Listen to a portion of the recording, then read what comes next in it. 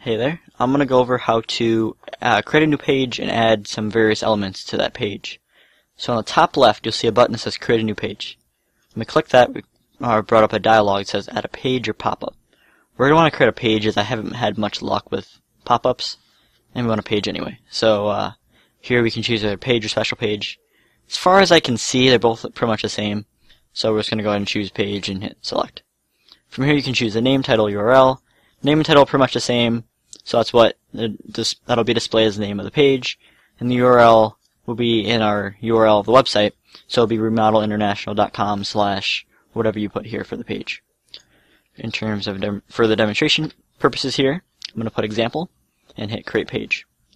So here we're introduced with a blank page with all of the basic elements on it. So we have the footer, the header, the navigational bar, the social media links. So this is what's default on every page. We're just going to leave that there because that's the website content. We don't want to mess with other pages. So from here we can go ahead and switch the page height on the right side, as the white space is what we're left to throw our elements into, and that's not much space at all. So let's go ahead and change that to 1000 and hit enter.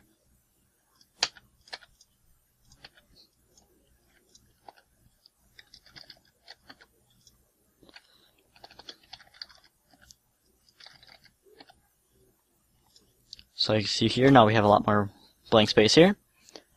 First we're going to want to choose a text element, which you can find on the left side, the left column, where it has all of our elements we can choose from.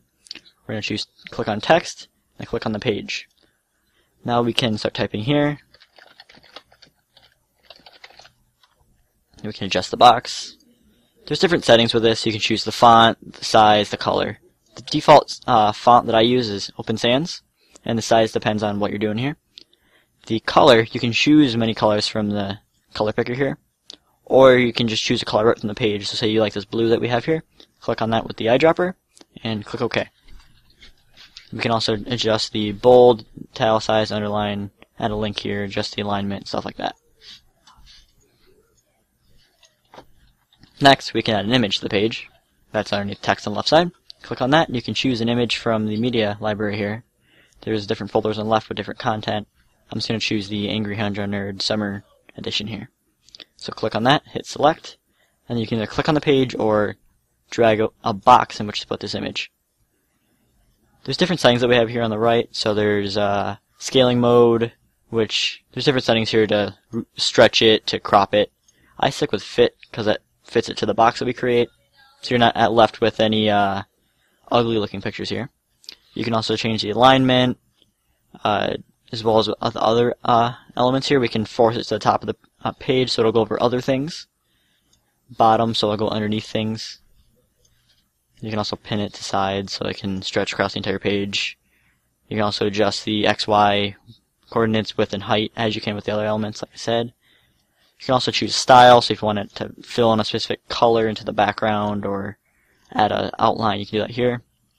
There's also actions, which we can enable this to do certain things when we click on it. So there's to open a page, pop up, URL, file, send an email to a specific email address. That's all right here.